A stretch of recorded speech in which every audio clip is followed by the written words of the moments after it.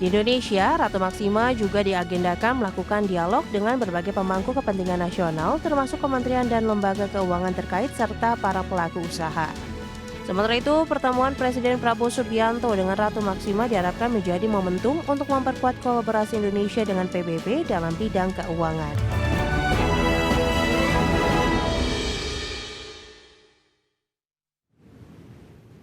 Ya, kita awali dengan informasi pertama. Pemirsa, advokat khusus Sekjen PBB Ratu Maksima tiba di Indonesia untuk kunjungan kerja. Ya, kedatangan Ratu Maksima ke Indonesia untuk melakukan kunjungan kerja dalam kapasitasnya sebagai United Nations Secretary General Special Advocate for Financial Health.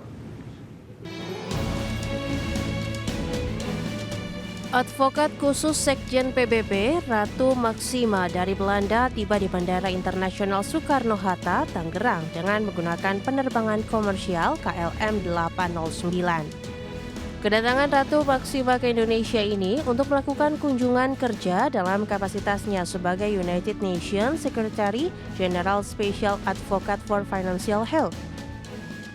Ratu Maksima disambut oleh Kepala Eksekutif Pengawas Perilaku Pelaku Usaha Jasa Keuangan, Edukasi dan Perlindungan Konsumen atau PEPK Otoritas Jasa Keuangan Friederika Widiasari Dewi. Selain itu, Ratu Maksima turut disambut oleh pasukan jajar kehormatan yang menandai dimulainya secara resmi kunjungan kerja yang dijadwalkan akan mengikuti sejumlah pertemuan dan kegiatan strategis terkait keuangan inklusif dan kesehatan keuangan masyarakat.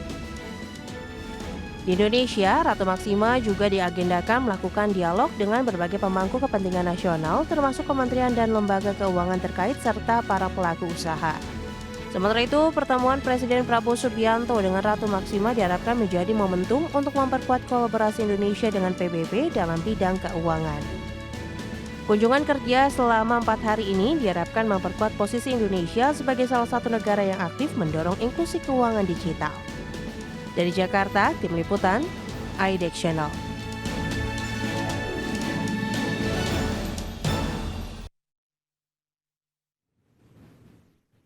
Berikutnya dalam konferensi tingkat tinggi G20 di Johannesburg, Afrika Selatan, pemerintah Indonesia mendorong terwujudnya penguatan tata kelola ekonomi global, termasuk mendorong instrumen penghapusan utang, blended finance, hingga pembiayaan transisi yang berkeadilan.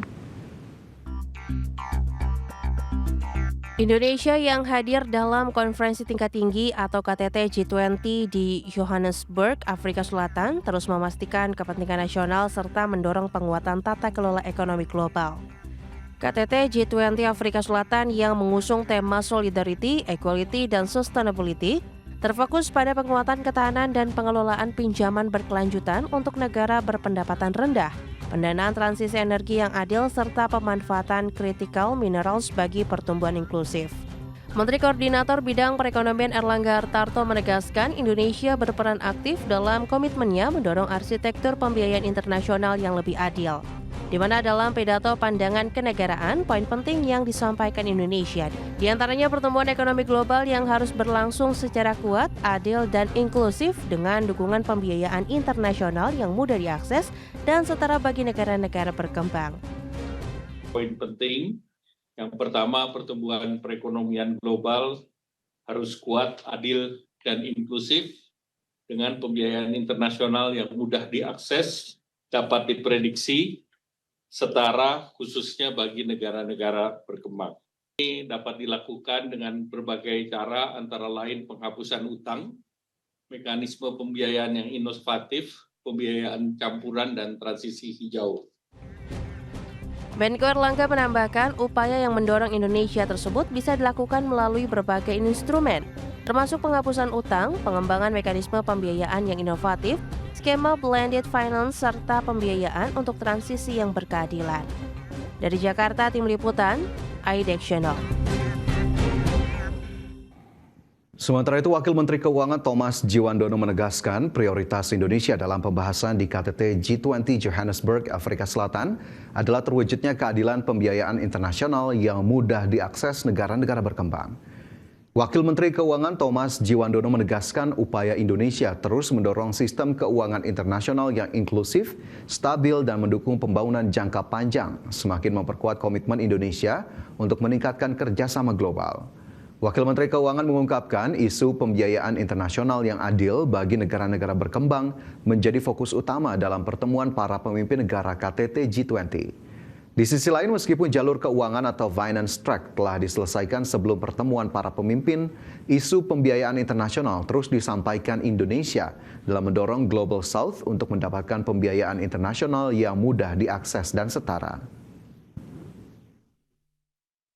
Nah, kalau dari sektor keuangan, yang namanya finance track atau jalur keuangan itu sudah diselesaikan sebelum leaders meeting yang kita lakukan hari ini.